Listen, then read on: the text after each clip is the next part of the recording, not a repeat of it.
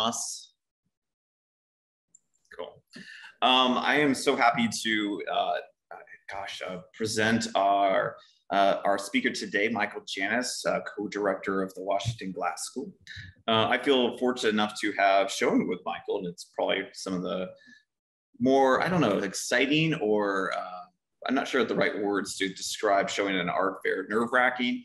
Not say pleasant times, but I've enjoyed our conversations and getting to know Michael over the years. His work kind of falls in line with some of the ideas that we are exploring within the Art Clinic Online series about identity and people and emotions, and where your art comes from.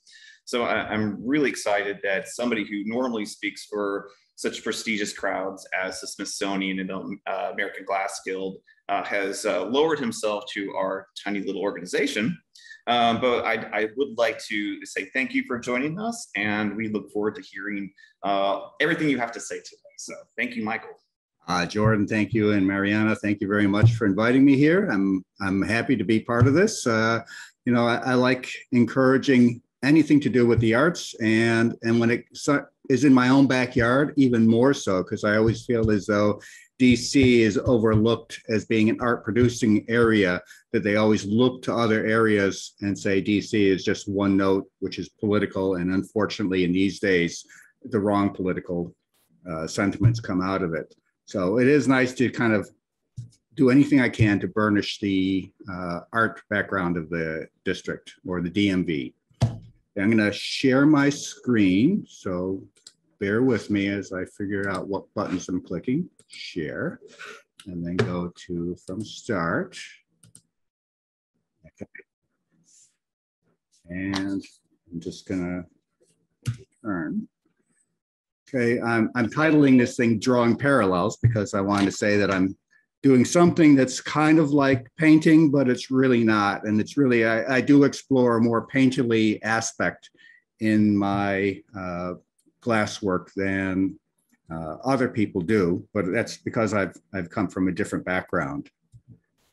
I was born in Chicago in the Midwest, and now I realize it was a multiracial family because my mother is Chinese, Filipino, and Spanish. And as a kid, I was always quite well aware of my racial, ethnic backgrounds were different than the other kids in suburban Chicago. And so I've always incorporated that into my work is concepts of identity and how we fit in. And I wanted to be an artist when I was a kid, but my parents were not, they were not that interested, and they did not think that you could make a living at that. So they encouraged me to find something else, and architecture was something that they thought was more acceptable for a kid, that you could, at least they understood that there could be a career at that. So I had become an architect in Chicago, and I was working on different projects that had very much the Chicago aesthetic, the Miesian, Bauhaus, clean lines, very thoughtful. Craftsmanship was a very important part of it. You would have to know how to draw lines, how bricks worked before you could really design with it. So it was a very refined aesthetic. In the late 80s, an Australian architecture firm had been borrowing concepts from my wife's architectural thesis on ultra tall buildings. So they came to Chicago to recruit her, and they interviewed her, and she said, it's great. She'd love to come to Australia, but she's married to an architect. And they said, okay, we got a job for him too. So I went to Australia, and I was an architect there for 10 years in the sunny city of Brisbane, Australia. And was there for the Sydney Olympics. I worked on some of the developments for that. I worked on projects all across Australia and New Zealand. And while I was working in Australia, I started working with glass. Sometimes they have a strong glass background in Australia, and I was using glass to make a whole lobby wall of cast glass. When I'd done work for the British consulate in Brisbane, I was doing the whole state seal in cast glass. And that's where I started being asked to come to the studios. And once I saw how they worked with glass, I wanted to work with it more. After 9/11, my wife had said, it's time to move back to the US. And I said, I'm happy to move back, but I want to get out of architecture because I found it to be something where I just spent time working on budgets and construction schedules and less about the art part of architecture. And I said, can I change my career and become an artist? And she said, if you think you can make a living at it, sure. So I came back to the US and we came to the DC area in Virginia. And then I started educating myself. So I went to all the different places that I could get glass. So that's at Haystack Mountain in Maine, and Penland in North Carolina, Urban Glass in New York. And also I came into the Washington Glass School. And at the Washington Glass School, I became the shop monkey. And I worked every day and I set up the studio, assisted on every one of the classes. I pretty much threw myself in to say, I got to learn everything I can as fast as I can. And even assisting, I learned a lot. I became a co-director in 2005. As Tim Tate, who's the founder of the Glass School, would say, I shamed them into being a partner here. And I'm just going to give you a little bit of a history of what the Washington Glass School is. The Glass School was located in the district, but with the coming of the Nationals in 2005, we got kicked out and we ended up in Mount Rainier, Maryland, which is on just over the Eastern Avenue edge of the district. So we're on the Maryland, Prince George's side. And it's not the most glamorous spot in the area, but it is a very welcoming spot for artists. We do have a lot of artists who work from this area around us. And we also work at teaching people in glass techniques here. It's not a blowing studio. It's more of a kiln fusing studio. So it's things that you can put in kilns and melt. And that's how we work with glass. And you have a lot of people who apply themselves a little bit more of a utilitarian. They're making bowls, they're making lights, they're making tables, and they're also encourage the students to take it and find your voice and tell things that are a little bit more of yourself. And it is kind of nice to work with a lot of people in different techniques and have people who are bringing different points of view. We have a lot of experimentation here. They're working with silk screening with enamels on glass. That's Terry Swinhart and Patricia DePaul-Wilberg working in the studio. And it is kind of nice to have a whole community working on glass and taking artists who normally work in another medium. Like this guy here is normally a muralist and a street muralist at that. So the idea that they're exploring different mediums and incorporating that into their artwork is really a nice thing. And we have a lot of equipment here that you need specifically for glass, to chop glass, to grind glass, to polish it, all the kind of things that you need that our studio is part of. So we have a lot of people who work from the studio and start, it allows us, by having our own community in-house, we can start working on larger projects. Like this was one of the shots when we had a community glass quilting bee. So we had a whole neighborhood where we're doing public art come in to make the artwork. And sometimes you can't work by yourself in your studio. You need the help of someone else that lets you go on and make the artwork. And we also have a lot of people come by, like this is Nora Atkinson from the Runwick's gallery coming in to see the artwork that's in our studio. And we also have them come around and see what's going on with any of the artists that are working here at the time. And you never know who comes in. It could be any celebrity might just pop in and be surprised by what they see. I mean, you just never know what's going to happen. I am going to talk a little bit about my technique, and it's sgraffito is what I call it. And what I'm doing is I'm sifting really fine crushed glass. So it's black glass that's the consistency of confectionery sugar or baker's flour. And I push it around with an X-acto. And the densities of darker becomes the heavier lines in it. So that's how I work on a piece. That is what I do to make my imagery. So it is frit powder on sheets of glass that are fired in. And I'm going to take you through a whole setup. So if I'm doing one piece, I start with a concept sketch that lets me know where placement will be. I'll start firing the main elements first so I can have a relationship. And as I work on it, I keep on going back and forth saying, I have another layer. So think about depth and sequence of images. And then once I fire each of them individually, I'll stack them up into the kiln and then fire it all together into a solid slab. So it is a multi-step process that I'm putting together, going backwards and forwards and registering each one each time I do it. And then there's the final firing inside a kiln.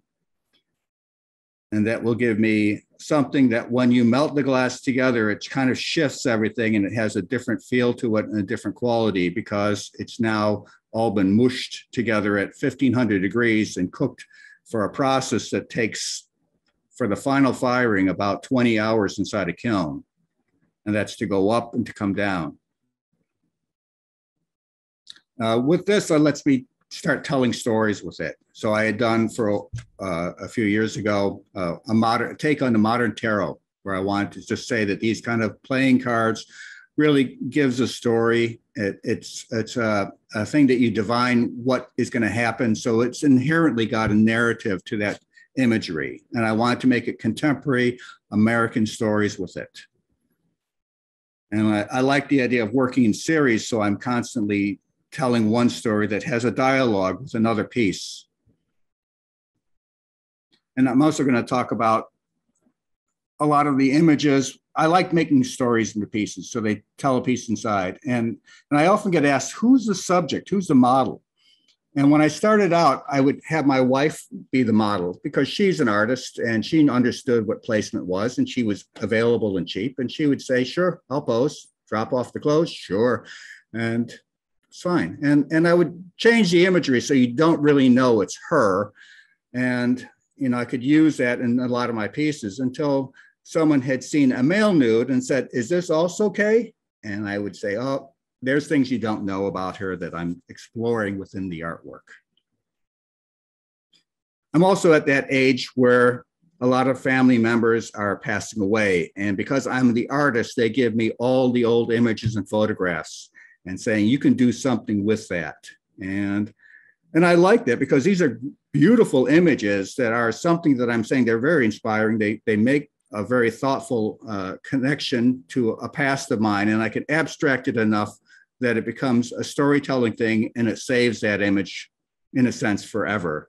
So sometimes I can be very literal about how the image is, and sometimes just something that gives an indication of what the story was that I perceived within that family member, and I can start telling something a little bit more evocative with that piece. And I do like arranging the panels so that if I'm presenting it, it might have a more of an installation feel so that it can have a different quality, but then I'm an artist and I'm also looking to sell. So if I can make something that is a replaceable component, it works as a large installation as well as being a small enough piece that you can say, if you changed it out to a different image, it still would work. And as an artist, I'm always looking to say, how do I tell a story a little bit different? And I liked anamorphics, where you would look into the mirror and see the reflection and it would correct a distorted image. So I started working in a whole series, had a silvered cylinder that you could see the corrected image, but straight on, you just saw it as a distortion. And I really loved the distortions. I actually said that the distortions were more interesting than the fixed image. And I actually started saying, let me get rid of this thing that fixes it and make you always have to look at the stretched image, because I think it let a different way into to what you saw. I'm also sometimes saying, well, I'm working with a glass as a medium. So tell me, why is it glass? Why am I using glass instead of painting? Why am I using this material instead of ceramics? And some of glass is just being pretty, sexy. It's a sexy material. It is something that as a artist medium, you have to know technical information because you have annealing issues, you have coefficients of expansion, you have all sorts of issues that are not just straightforward where you go in and use it. And that's where I'm going to go backwards and forwards and saying I'm sometimes just being a technical nerd and sometimes I'm just going to be saying, how do I tell a story?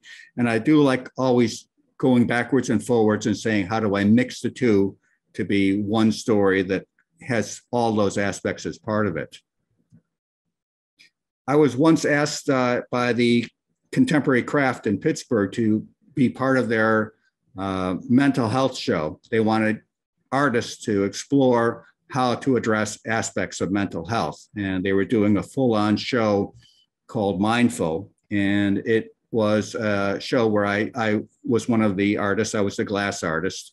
And I did a series on this. And just to talk about how images can take a life of their own, this image I had allowed on Wikipedia to be one of the wiki images. And I now see it in shows about communism, about healthcare, about anything to do with something different than what the original show was. They will just use this because it's now out there in the internet universe. And so I'm quite happy to have it just kind of go forward. I also started doing a series about that involved cast glass and the imagery. And I wanted to kind of balance the idea that you can't quite see or understand who the person is because the cast elements will block it. And it's kind of an abstraction of it. It takes it away from being a straightforward portrait, and it makes it something more where the glass that are cast elements are adding something to it by being a thing that light goes through it. You can kind of see through it, but you're kind of obscuring it. And I just like the way that it switched up a straightforward portrait.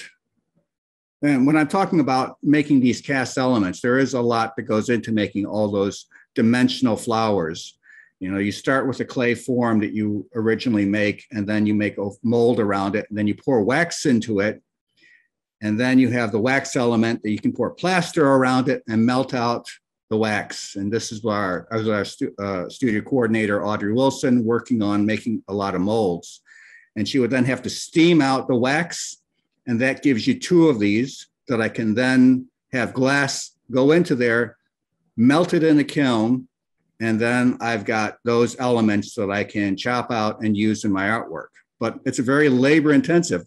For one panel, I'll be needing hundreds of these flowers.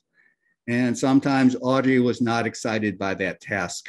So it becomes a chore, but I really liked the quality they gave and the way that light, when you lit it properly, it really added a color and dimension to it. And it had a different quality that when you walked around it, you really kind of get glimpses between each of the flowers to the object below, the figure below.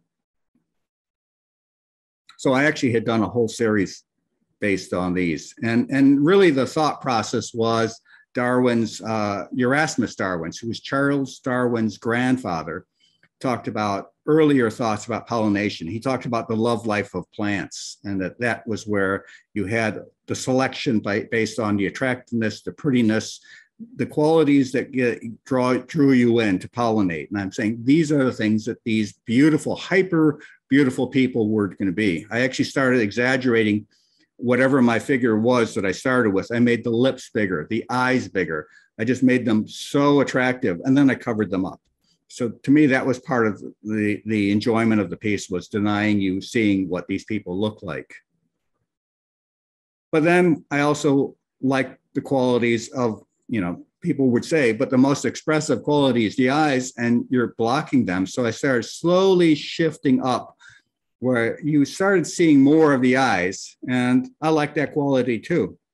And some of these I just started focusing on other aspects besides the figure. It would be saying like that dress, that I want to have the sheerest of fabric that you can see through, because I am working with layers of glass. I can see through to the layer below it. So I wanted to have a gauzy feel to it. And I also started working bigger. These start being about almost 4 feet across, and I worked in multi-panels. So now I had the scale of 3.5 feet by 3.5 feet to be a larger, more dynamic scale to the piece. But when you're working glass, what could possibly go wrong? Well, you know, glass does break. Even though I'm working with heavy chunks of glass, things happen.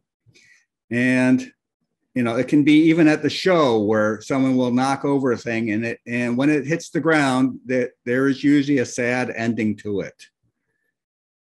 And even when I'm working in my frit powder, all it takes for me is to bump the piece, and what was a nice series of flowers now has a glass frit powder cap skittle across it, and I have to dump off all the powder for that whole day and start over. And I have done pieces where I've gone into the kiln and a fly that was buzzing around lands in the middle of my powder drawing backwards and starts sputtering around, buzzing around. And all I can do is close the kiln and turn on the program and say, now that is a looser interpretation of what that image will be. And I can only imagine from the movie The Fly that it's Jeff Goldberg saying, help me. Wow. We also had kiln incidents where the kilns, the relays will get stuck, and it just goes off on. That's what a kiln relay does for the computer program. But if it gets stuck on, it's cooking for hours. This one, I came in the morning, and it had been cooking for 18 hours straight at highest possible temperature. Well, the whole interior had collapsed because of the intense heat and the long firing. All the elements had dropped into my piece. So the inset there was what was in the kiln, and here is what I came to the next day. It was completely destroyed. The kiln was out of action for months as we had to rebuild the whole structure. So when you close the kiln door, you have to do a little dance to the kiln gods to hope that it turns out. That's why I'm always saying, if you can work on it without firing it, that makes it much safer. But I am going to take you back to say, this is what I'm doing for a piece. I had done a whole series where I really wanted to kind of celebrate an image of a woman and almost say there's a quality, there's a presence to them. There's almost a vibrational presence that you can just get within the image. So as I work on an image, I'm starting from the baseline saying, I'm going to work on the features and then just develop it each time. So every one of these is a separate firing to kind of build up an image in the density that I want. At some point, I'm going to start adding colors to it. And I'm going to be firing it each time and saying, okay, now where do I really need to focus on? And sometimes it'll be aspects of the hair. Sometimes it'll be the clothes. It'll be just something that is different that I'm going to be working on. So as you see in the kilns, every one of these firings could have ended in disaster. So you cross your fingers each time. And if it works out well, on to the next firing. And I also wanted to have almost like a vibration that's visible. So I started doing these outside elements that you just are seeing almost a vibrational quality to that piece. And this was the final firing piece. And I had done a whole series of it. So it really had, when you saw it in grouping. And the centerpiece was actually bought by the DC Commission. And the other two pieces are right now in Toronto at a show. Michael, when you typically do a multiple layered kind of piece, do you have an average number of layers to it, or is it kind of you decide halfway through or 3/4 way through how many layers are necessary for the piece to be finished? Well, I let the piece evolve, and I will usually do my initial sketch says this is where I'm going to be ultimately going for. So I'll know what one's a top layer, what one's a lower layer. The thicker I made it, and I have gone to 5 or 6 layers thick, the glass is stupid heavy. And that's the bad thing about it is you worry about a long span, because my pieces in these series that you're seeing, they're about 3 feet high. So that's a good height, and they're about 20 inches wide. So you don't want glass to flex because it usually ends badly. And that's why I put a steel frame around it and I mount it that way. So it's got the additional support of the steel. So now you're getting steel and a heavy piece of glass. Once you start saying that my artwork piece, one panel, is around 25 pounds, you have people saying, well, how do I hang this on a hook? So I had to actually come up with a mounting system and suggest the anchors that would go into to say it can handle this kind of weight. So that is a thing where I say, I don't want it to be too many layers. Simpler is better. And that if I can do it with, say, 2 or 3 layers, I'm golden. So I'll try and work it that way. But there are times when I'm layering an image inside the kiln that as I do my final layer, I say, I don't like the elements, something's wrong, and I'll pull it all apart. I am in a shared studio, so sometimes I have someone or a class coming in the kiln, I only have so many kilns that can handle this size piece. So that becomes an issue as to how is that going to mess up a class or someone else who signed up for that kiln. And as much as I like being the director that says my stuff comes first, I don't always have that luxury if there's a class. So we do have a brand new kiln, which you can see behind me. I think if I go that way, you can see that there's a huge kiln that we just got. And that lets me fire 3 of these panels at one time. So I am enjoying it right now. So I'm, again, knocking on Formica before anything happens and that kiln starts falling apart. And Michael, what part of your training helps you to form the steel structures exactly the way you need them and to repair kilns? For both of those, I go to my business partner, Erwin Timmers, because he actually was a metal artist when he and Tim founded the studio. So his welding class gives a lot of information. I took welding classes, and ultimately I decided that I am more a glass artist than a steel artist. And ultimately I actually contracted out my steel framework to George Anderton to make them. And he can just supply me with steel framework, and then I can focus on the glass. I have learned that it's best to have the steel frame there and measure that frame rather than the drawings that I sent him and find out that I'm off by a quarter of an inch, because I'd rather make it to fit that size. One of those things I learned from Hard Knocks is that you don't want to trim off an edge of glass that's 1/8 of an inch. You can, but it's going to be more involved. And it's just, again, puts it at risk that something will go wrong and it'll be a big chunk that'll come out, and then you'll be sad. And that sad face is never good.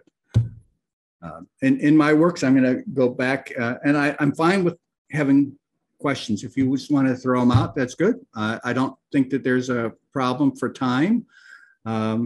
So I'm just going to keep on going. I want it to be a little bit more abstract with my works. I mean, there is something where I like to say that when it starts looking like a straightforward portrait, people get only invested as to what the subject is. And to me, that's just part of it. I like the way the look is. I like being drawn into the piece. I like to say that the figure is only going to be something where their gaze or their aspects of it can be balanced out as part of the composition. So I actually wanted to go very abstract with it and let the glass really be as wild as possible, where I'm making these kind of a bubble pattern glass that I fire on top of it. I'm going to be using enamels on top. I'm going to be using colored glass that is cut into shapes, and just really make the image a lot wilder, a lot more interactive in terms of the imagery.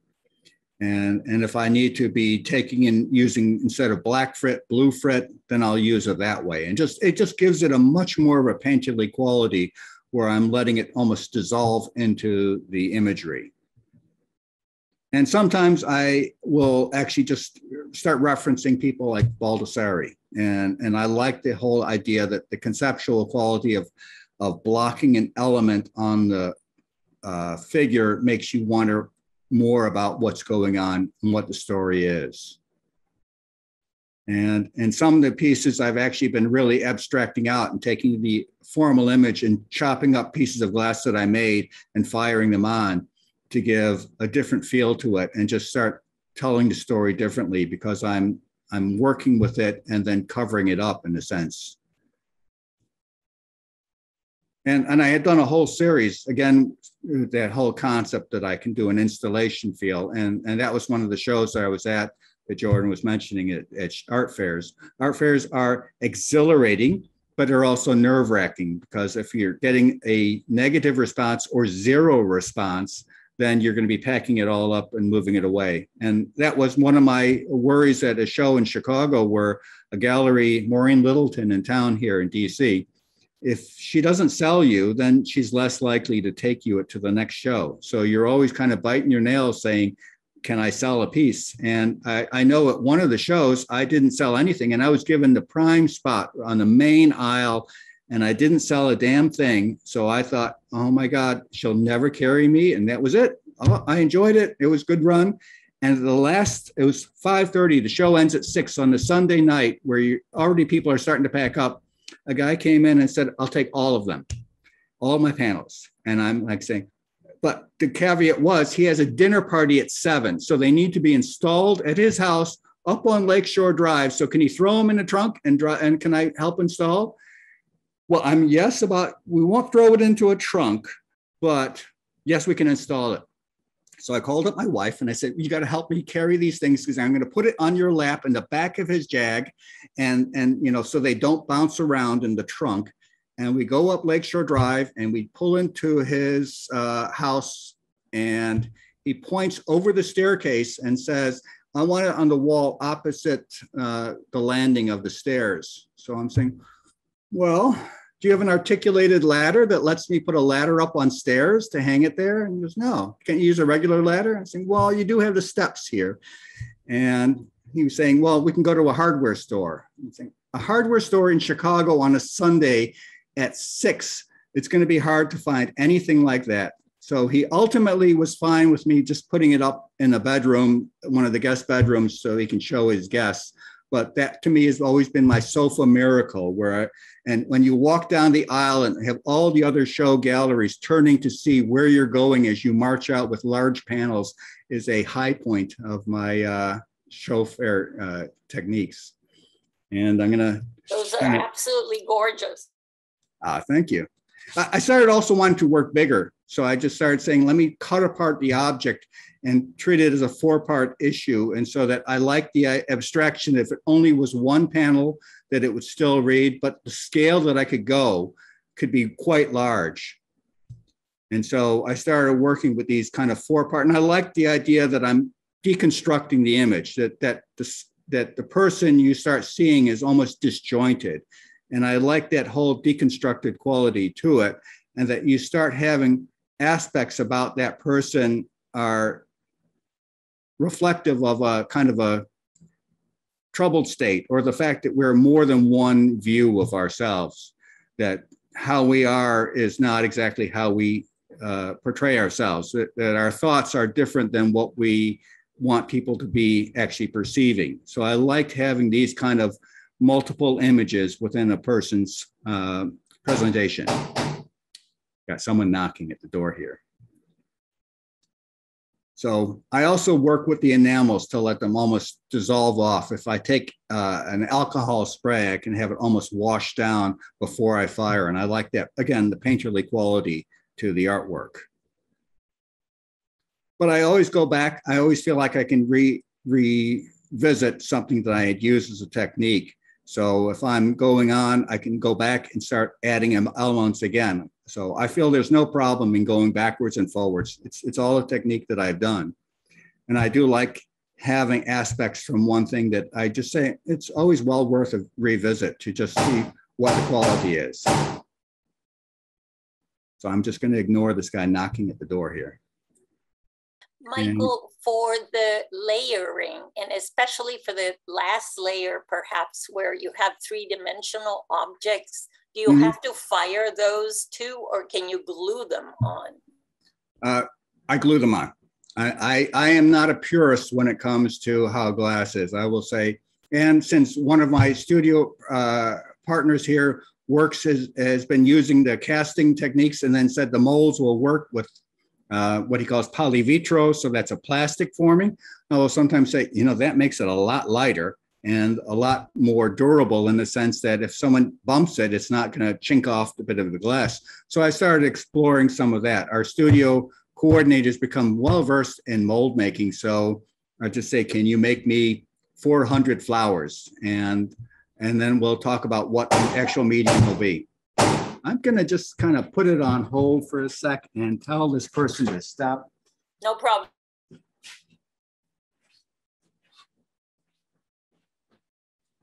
That's great. I want to ask how thick or thin each layer has to be.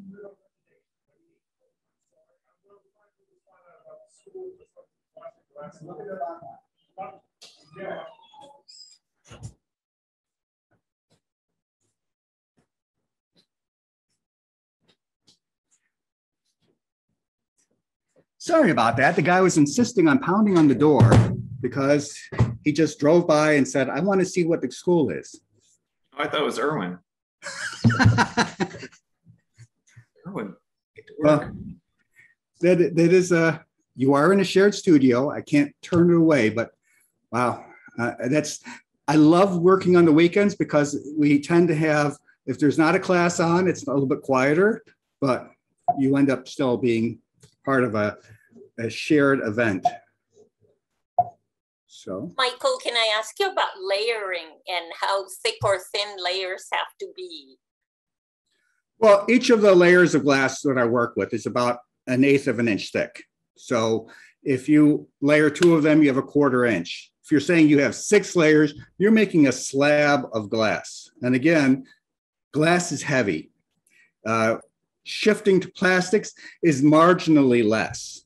If I use a steel frame, that adds a lot of weight. If I use aluminum, it's much lighter. So I'm loving on aluminum. It's just that I'm set up here in a studio that has metal, so steel welding, not so much aluminum welding. So I had to kind of outsource that. Weight is an issue. Packing artwork is an issue. I actually had learned the hard way that if I don't, and I think Lenny touched on that a little bit on his last presentation, that if you find a standard size, your boxes can be bought in bulk at a much lower rate than custom-made boxes. And I do have to ship to galleries because Maureen Littleton was a gallery in DC that carried me, but she has moved to North Carolina. So now everything I show at is in another part of the country. That means I have to get this to Detroit or Toronto or Florida. And I have to worry about how it's packed. So packing becomes a major issue for this. And that's where I'm working on is saying standard sizes means I can find ready-mades rather than custom made. Is some of the glass that you guys work with recycled?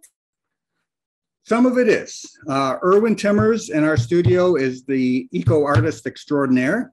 He likes to champion using window glass, recycled tempered glass, and that's great. And some of my earlier works was because of cost, I use that. If I want the richer colors, if I want the aventurine glass, which has a little bit of sparkle to it, then I'm paying for a craft glass. And the number of manufacturers in this country have dropped dramatically over from 2001 till 2022. The main manufacturers have either moved out of the country or closed. And actually, even some of the fancy glass that we would get from Germany no longer being carried in the country. So it's just a matter of constantly figuring out how do you work with it. That's why I've also started shifting to a lot of enamel because I know I can get that. But even then, the premier paint, the enamel that I used was Paradise Paints, and they had a fire and it destroyed their entire inventory and they closed. So now I'm finding alternates that are just not quite the same.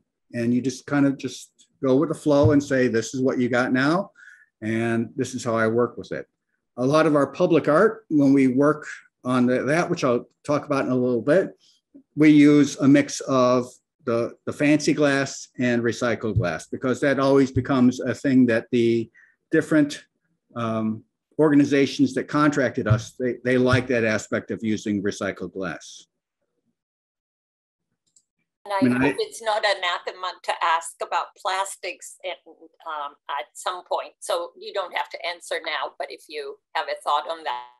Plastics are fine. I mean, a lot of the qualities of that, especially when you go to the art fairs, of which Jordan mentioned at the beginning of before we started going online, the art fairs, they don't care. The glass people, when you go to a glass show, yes, they are obsessive about it being glass and that you almost be a purist. You go to the art fair, they don't care what it is. As long as it tells a story and it looks cool, that's all they care about.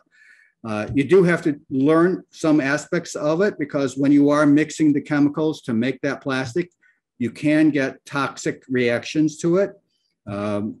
It is a thing that you really have to know what each property is. I think the clearer it is, the more toxic it is. So the whiter it is, the better it is to breathe. And there's also an environmental issue as well. So there are some of those kind of things that have worked their way through, and Tim has become very knowledgeable of how that is. And so have our studio coordinators, because they work with us on a regular basis. And even Dale Chihuly, who, if you know glass, that's the one name you probably know. He actually is the one who coined the phrase polyvitro, because a lot of the stuff, I think in the Bellagio and the outdoor installations are actually a plastic because of the safety issues. And that's where we just said we already have a leg up on a lot of the technical information by just seeing how they had used it. And it's good. You're always building on the knowledge and saying, where can you take it next? And for your own applications. And speaking of Tim, he is my studio mate. He and Erwin are the partners here. And Tim and I actually have taught classes together. We've taught in Istanbul. And one of the techniques we taught was dry plaster casting, and it was a way to get dimensional casting in glass. And so I work with Tim on a regular basis, and Tim can be a lot to deal with. And he does have a personality that actually can overwhelm you if you aren't able to handle Tim. You know, a little Tim goes a long way, but working in a collaborative sense has actually been really good because we're focused on telling a story, and we each do different things, and then we talk about how an artwork piece can come together. So we kind of nut out what the concepts are. We each start working on the artwork individually, and then we just kind of meet to make an artwork piece. So this is a piece that was shown in Chicago, and we just said it's about memories and longing and relationships. So we had all these kind of things, as broad a title as that. We just started saying what would be aspects of that. And I would do some drawing pieces. He would do dimensional cast elements, and we would do combined the open face kiln casting, the bas relief. And then we just started telling stories with it that way. And we actually found that was a very, very fruitful one. So we started working on it in different sizes and different places. And we liked the way that we had a dialogue. It really became well. And then I also started working collaboratively with a guy I knew in college. And we said, let's really explore pop culture. So we said, let's just do anything that has different references of pop culture. I don't know why Hulk Hogan is staying in front. I guess he really wants to stay in front. But we just said, let's really look at how pop culture can be part of our artwork. So we started doing mixed media assemblages where it was cast glass and found objects and lighting. And we had a show in Habitat Detroit, and also it was part of the show in Miami at Scope. And we just said, let's really make it fun, make it different, make it something that was tongue in cheek, but worked on the aspects of what our artwork would be.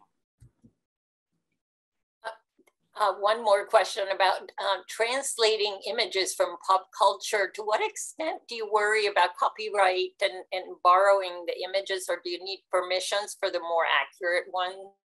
Well, there is a law for fair use, where you're taking an image and you're making a statement about it. And since it is not as though Hulk Hogan or Andre the Giant is actually being taken away from any of their benefits, we're making a statement about this culture and about this whole concept of being the aggressive, say your prayers, eat your vitamins, that whole machismo kind of thing is a statement we're making.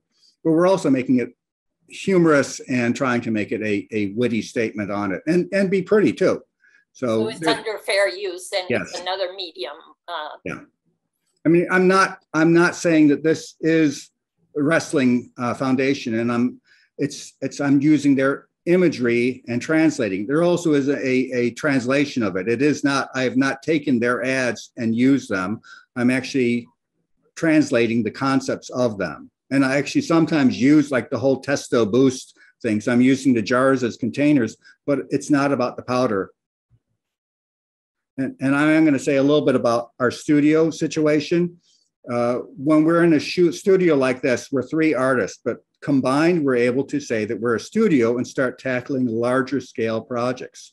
And so that was one of the things that my background as an architect let me help out in terms of getting larger and larger scale commissions.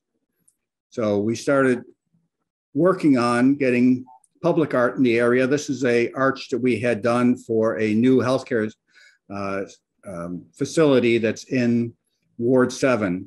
And we said that they had concerns about damage to public art. We said, then if you're worried about the kids damaging it, have them come in, and we're going to be doing workshops in the studio with all of the community. And then we also started doing things like for the Library of Congress and doing the doors for the Library of Congress. And this is Ward 8. Laurel Library, we had done the artwork for. In Arlington, we had done, this is just done during the pandemic. They had contracted us to do it. And actually, we met with the art consultants right before the pandemic in Florida at Miami Beach. And then when it all shut down, they shifted the artwork and said, can it really be on themes of nature and connecting back to nature within an abstracted idiom? So we worked with it that way. So there's actually in the top corner of that piece, a little dimensional virus that starts the whole thing off. So I'm going to say what people are saying how wonderful, varied, and admiring of your work. Oh, that's good. So what I'm doing right now I'm part of the Venice Biennale at Glass Stress, which is a sister exhibition on there. Tim Tate had been a regular artist there. He and Chris Shea, who's out in Brandywine, he's a metal artist. We said, let's do something. Tim had invited Chris and I to be part of this. So we now are able to say we're all showing at the Venice Biennale. But he wanted to have a very large scale. He said, as big as we can possibly make it, because you've got to compete with a lot of people there. So we had talked about making a very large round piece that would be cast glass. And we initially looked at aspects of, since it's a round piece, let's say that it's about an eye and viewing and perception. And then we started shifting and saying, let's make it more about climate change. And our studio coordinator at the time was the model for the piece. And that's where I started working on creating imagery to say that this is more about rising levels of ocean and the obliviousness to it. So I wanted to have the figure be just the only one who connects with us, where everyone else is marching off unaware of their own situation. And then after a series of firings, the title of the piece became There's a Hole in the Sky. We changed the way the format would be a bit. And then started casting the glass and shipped it off to Venice, where it's now installed and had opened, unfortunately timed, where I couldn't go and travel to it because it was the same time I was doing an opening in Toronto. But this is a piece with a cast of surround of flowers and dragonflies and bees. So I wanted, the whole concept was about Mother Earth being swallowed by water. And just to give you a scale, this is actually the Detroit gallery owner had visited in Murano. A little bit of the setting of where it is. The actual setting is in a unused glass factory. Incredible.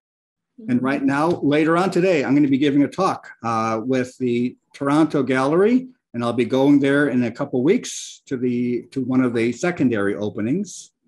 And also in contemporary craft, I'm working on a piece for the Founder Prize. I'm one of the finalists, and they've asked me that I do a piece based on the 4-part series, but the theme was transformation. So I just started working with that. And this is our studio coordinator now, Christina, where I wanted to be all about change and how we are always in a constant state of change, so that there is a transformation within that. So this is, again, each panel is like a 20 by 40, and there are fused glass and layered imagery with glass powder. And so that you don't see from one layer to the next, I use an enamel that blocks it out. So that's why you see it in a kind of a randomized field. And here's my website. And then I'm gonna stop share and see if there's any questions, and that kind of wraps up my story. Jeez, man, not bad. I have a question just about making transitions between styles of art. Like, how do you is it just a seamless kind of flow from one approach to the other? Do you make errors? Are there like what are things that pop up that just do you have a writer's block ever? It doesn't seem like it. Well, I do know a lot of people, especially if they stop working for a while, they have a bit of that writer's block that you say. And so to me, the answer is just start making something. Doesn't matter if it's good or bad.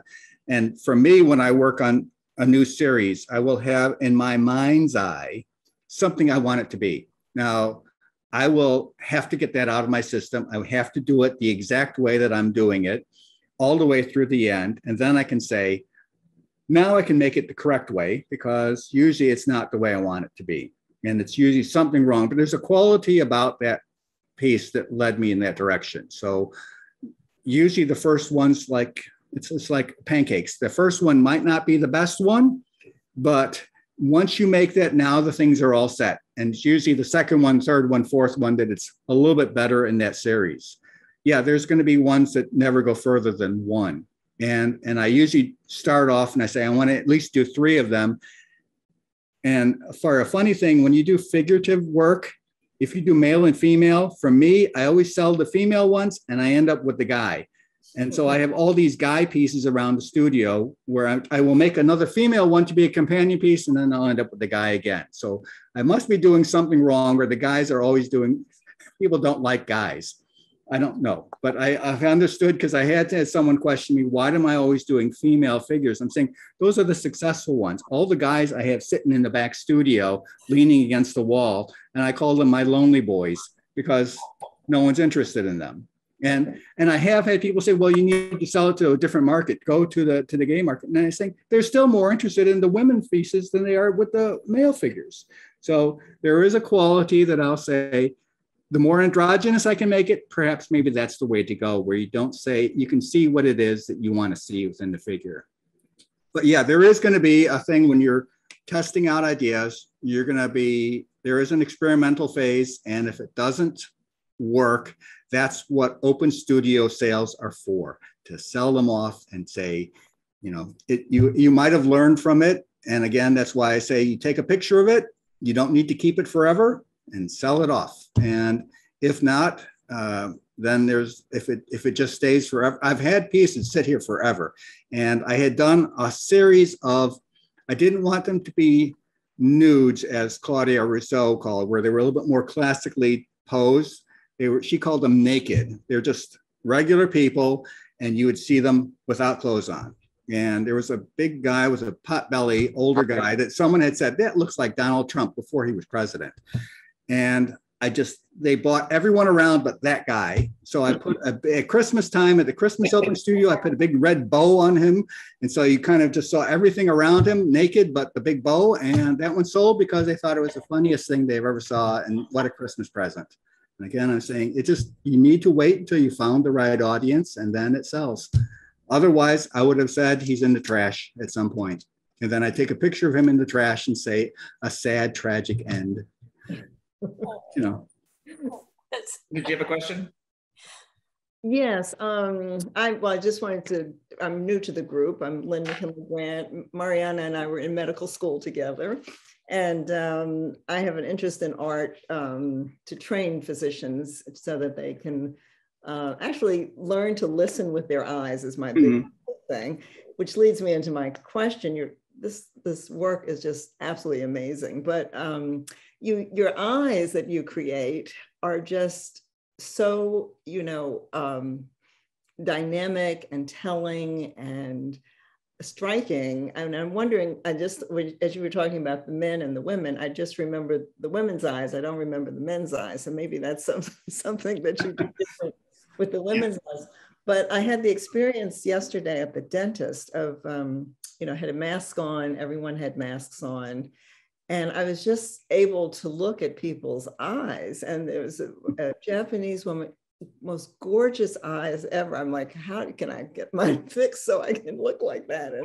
And then there was an Ethiopian woman, and then the dentist himself, but I had never focused on eyes really that much. I mean, I look at them, but, and I just wonder if you have noticed eyes more since the pandemic, since we're wearing masks and stuff. Has that enhanced your work with the eye, or?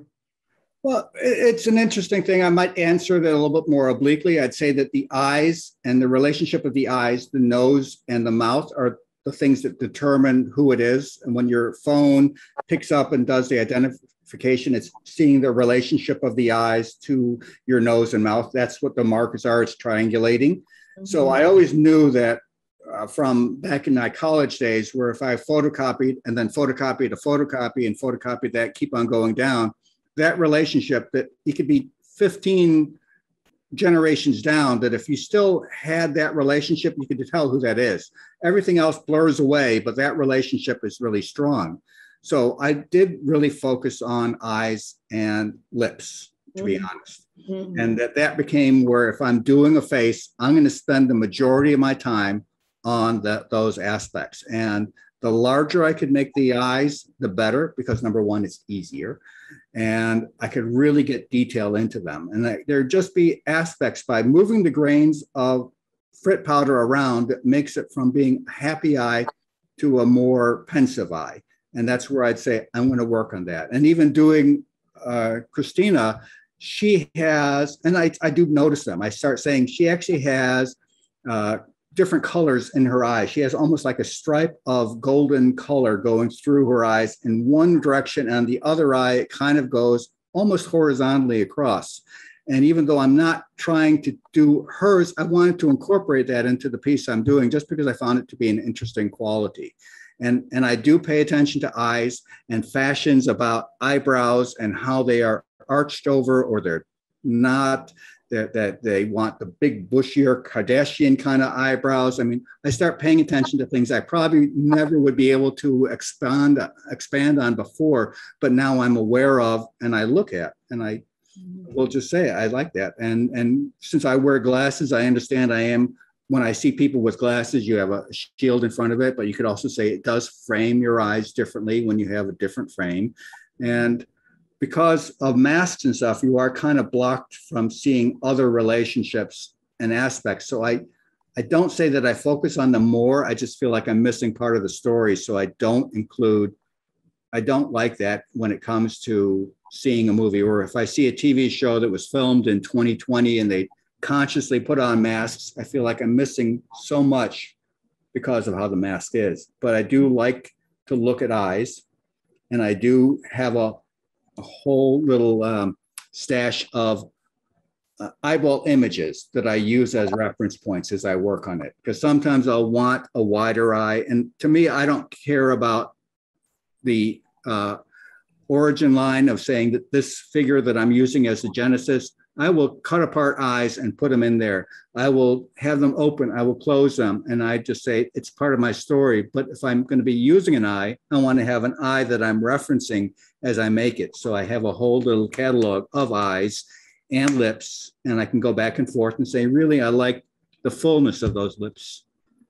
Or I like the way that their eye kind of tapered down, and just that little, the connection. I don't know what the fold will be when you have it joined together, but I really like to explore that in detail. And I'm up close and personal. I'm doing it grain at a time to say that forms the bottom curve.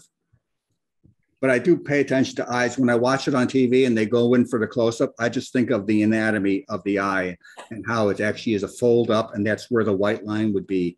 And is their eyelid on the bottom covering their pupil, or is it well below it? Because sometimes you'll see actors with enormous eyes, and I just figure like they're a freak of nature, but that works for viewing because it's so much more expressive. Mm-hmm. Mm-hmm. Great. Wow. I would love to see your notebooks, Michael. Do you tend to fill the notebooks with your images and drawings and ideas? I am not a purist. I don't keep anything, as you see, just like a big mess pile. And I stack them up for a while, and then at a certain point they'll fall over, and then someone will say, do I need to keep this? Can I clean around here? And then I'll just make the decision of, it's time.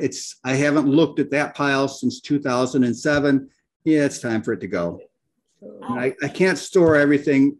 We're a shared studio. We have, each one of us are pack rats, and we actually have mice that live in them. So I got to get rid of them. And actually, the artwork is behind me. I just was cleaning it out, and I was discovering at the bottom all this mouse poop. So the mice have been living between the pieces and pooping there. And it's like, you know, because we have roller shutter doors. We're near a pond, and so they come in during the winter and they nest. And that's why I'm saying you can't have food on your tables. You can't leave snacks around because it's food. And there's too many in a shared studio. You just got to deal with everyone. And we did have snakes come in one spring, and that freaked everyone out so much more than the mice. And I'm saying the snakes are eating the mice. Yeah. So I don't want to have, when they say we should get a studio cat, I'm saying there's so many toxins around here. Every one of these firing elements in the kiln, they're bad to breathe. I don't want to subjugate a cat to be licking on it. So I can't say that I want to have an animal subjugated to that. And then if I put out mice traps, they all blame me for killing a mouse. Right. No. We have the same problem sometimes, and we have a resident snake in this stone tower. Yeah, I don't have any mice anymore. But I'm happy with all of it. I'm happy with spiders because I say they get rid of the bugs, and we get a lot of bugs around here, and I don't like mosquitoes. I don't want anything else. So I'm happy with a spider, but if they're all freaked out, I'll take it outside and let it go. And living in Australia, you got spiders that are this size. And I remember that first time that we saw that, and my wife came back in and said, there's a spider in the hallway. And I said, okay. She goes, no, there's a spider in the hallway. And I said, we'll go around it. She goes, if I hear a thump and being dragged up the stairs, I better come out and save her. So I described it at work saying, there's this big spider. She goes, that's a huntsman. That's a baby one that you're describing. And saying, yeah, it can get like a cat, these spiders. So I've learned to say spiders, that's nothing. You don't know what spiders are. Yeah, Australia is not for the faint of heart. Like every animal's deadly there some way or another. Yeah. Does anyone have any other questions for Michael before we can let him go and enjoy the rest of his weekend? Oh, Elizabeth. I can't find the raise your hand button on the thing. No, I absolutely love your work. It's gorgeous, and it's fascinating to me because it's so different from what you normally see in the art world. Do you sell any of your work locally, or does the school have a little studio shop? Or we have a bit of a gallery in the front of the studio. I do sell locally right now. I don't have anything in DC. Baltimore, we worked with the Coppin State University, and it was the first glass show that Baltimore had since 1996. And we got some of the biggest names who are Baltimore based. So Joyce Scott, if you don't know her, you should look her up. She's a MacArthur Genius Grant Award winner for her work with glass beads. And she tells very troubled stories within her works, like jewelry piece that says the day after rape, that kind of a quality to it. So it's like, what a great thing to be part of. So being part of that show was an important thing for us to do, to be able to say we brought it to Baltimore, since they don't normally focus on that. DC, however, unless there's the open studio at the glass school, because my gallery closed, the art world is changing. All of the places that normally used to be venues for me have gone away. I used to show at Fraser Gallery in Bethesda. I showed at, I used to be part of Studio Gallery in the district, and I was part of Maureen Littleton in Georgetown. But, everything, the gallery system was shifting as the internet took over. And then with the pandemic, a lot of places just closed up. And so it's just a different world. And that's why things like the art online kind of thing that you guys are doing is the only way to connect up with people and talk about art, because it's all gone digital. And if it's not, and if you haven't made a shift there, you're going to have a problem. And that's why, in fact, as the big shows for art now are going to be at the big art fairs. So if you're in Miami, Art Miami, or if you're in New York at one of the New York fairs, you need to be there to be seen by the big markets. And you're going to have more people at Art Miami that would see your work than would ever walk through a gallery anyway. And we do have a small space here in our studio that if you just popped in, you can probably go around and take a look at what people in our studio are doing. Because again, everyone has a different voice. Everyone has a different way of talking about it. Tim has done a lot where he's done experimentation with different media, electronics, lenticulars, plastics, all sorts of things within his work. Erwin does a lot with recycling. You have Patricia, who does a lot with enamel painting in glass. So you just have different ways that people are doing it. And if we're at the spring and at the winter open studios, usually the stuff is up and there right now. We had our spring open studio. We had a big show here with, trying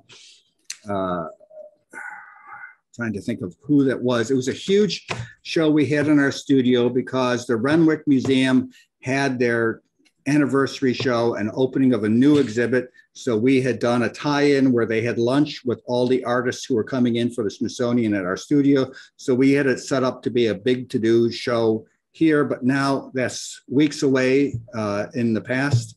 And now it's gone back to a thing where it gets pulled apart for a show that Erwin's showing in Baltimore, and then he has other shows. So what's on the wall gets yanked down and being delivered to another place. I'm going to be driving to Pittsburgh tomorrow to drop off artwork.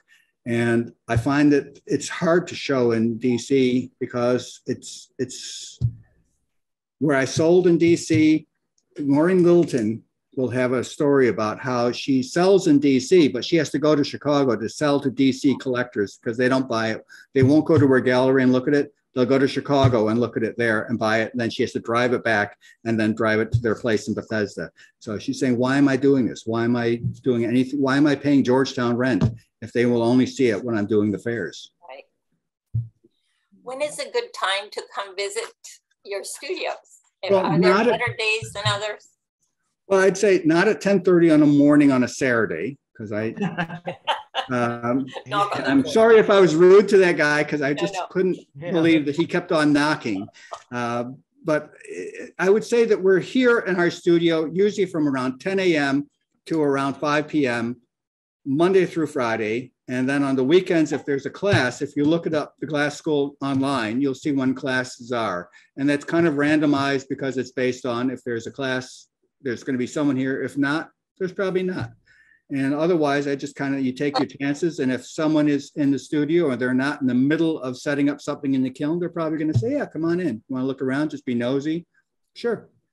I mean, really, that is kind of what you want. You just want to be nosy. You don't really want to be looking at a gallery. You want to kind of walk up and say, what's this? And then have them talk about it. And then you go, oh, that's cool. That's fantastic. Thank you so much. Last questions for our guest? Awesome.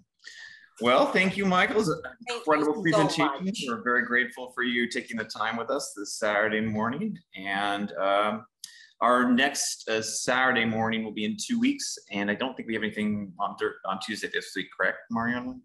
Oh, no, not yet. But I'm hearing knocks on our door too, so I better go. But thank you. Sometimes we have demonstrations. Yeah. So thank you so much, Michael. This was my pleasure. Unusually exciting and edifying. Thank you. And everybody is saying thank you and very interesting. Showing their admiration. Thank you my so much. Thank you all for coming as well. Okay. And we have it recording. I'll be announcing where it's posted. Thank you again. Fantastic. Pleasure. Have a wonderful day. Okay. Bye, everyone.